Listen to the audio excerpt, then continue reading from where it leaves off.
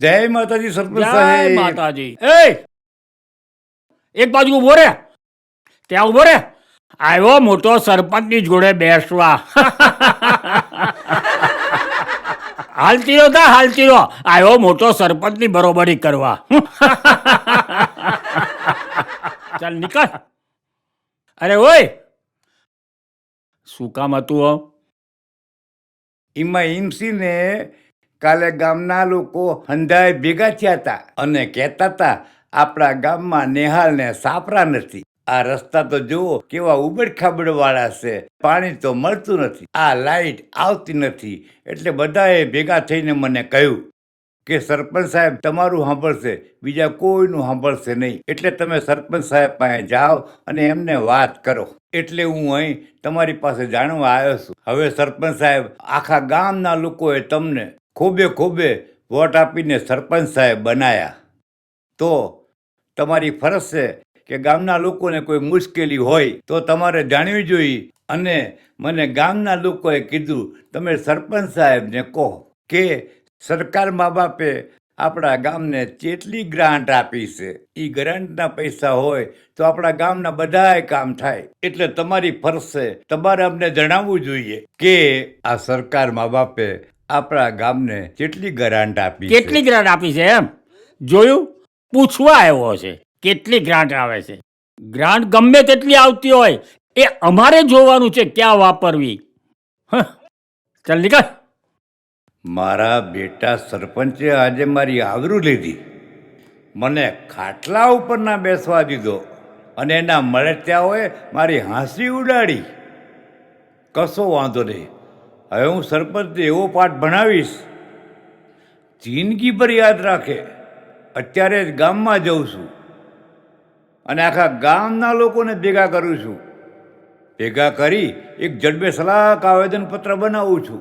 એના ઉપર આખા ગામના લોકોની સહીઓ લઉં છું અને આવતીકાલે હંધાઈને ભેગા કરી મામલતદાર કચેરીએ લઈ જઈશ અને આવેદનપત્ર મામલતદાર સાહેબને આપીશ. પછી આ સરપંચને ખબર પડશે કે ગામના લોકોને અડધૂત કરવામાં આવે તો કેવું પરિણામ આવે. જે લોકો તમને રાજા બનાવીએ કે ને એ રંક બનાવીએ કે અને તમારી પથારી ફરી જશે. ધ્યાન રાખજો સરપંચ સાહેબ. દાદા ક્યાં જઈને આયા હવારના પોરમાં? આજ તો અમે મામલતદાર સાહેબને આવેદનપત્ર આપવા ગયા હતા. આ સરપંચ કઈ કામ કરતો નથી ને એટલે અમે બધા ગયા હતા. આ જગો એના ઘરે ગયો, મોહને ગયો અને હું ધીમે ધીમે મારા ઘરે જાઉં છું. આ તમે સારું કામ કર્યું. હવે સરપંચને ખબર પડશે. તમે ચિંતા ના કરો, તમારા બધા કામ થઈ જશે. હે? અરે આ તો મામલતદાર. મામલતદાર આવો આવો સાહેબ, આવો આવો. બેસો બેસો બેસો બેસો બેસો બેસો બેસો. અરે કાકા તમે પણ આવો ને, બેસો બેસો આવો. સરપંચ, તમારા માટેની બહુ બધી ફરિયાદો આવી છે ગામમાં. તમારા માટે ગામના લોકોએ આવેદનપત્ર આપ્યું છે અને તેમાં તમારા વિરુદ્ધ બધી બહુ ફરિયાદો છે. બરોબર, તમે ગામના લોકોનું કોઈ સરખું કામ પણ કરતા નથી કે ગામના લોકોને સરખો જવાબ પણ નથી આપતા. જે પણ કામ બાકી છે તે પૂરા કરી દેવાના અને 15 દિવસમાં મને એનો રિપોર્ટ આપો. આ લો આ ફાઇલ, એમાં આવેદનપત્ર બી છે અને જે કામ બાકી છે ને એના રિપોર્ટો પણ એમાં છે. 15 દિવસની અંદર મને આ રિપોર્ટ જોઈશે. હા હા હા સાહેબ, થઈ જશે.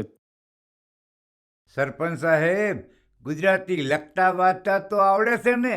તો આ ફાઇલ આખી જોજો ને બધાય કામ પૂરા કરજો. હો, તમે તો ભારે કરી, તમારા બધા કામ થઈ જશે હો.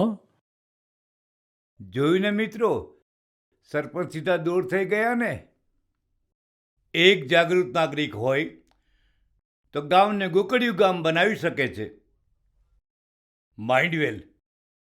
મિત્રો, ચૂંટાયેલા પ્રતિનિધિ હોય,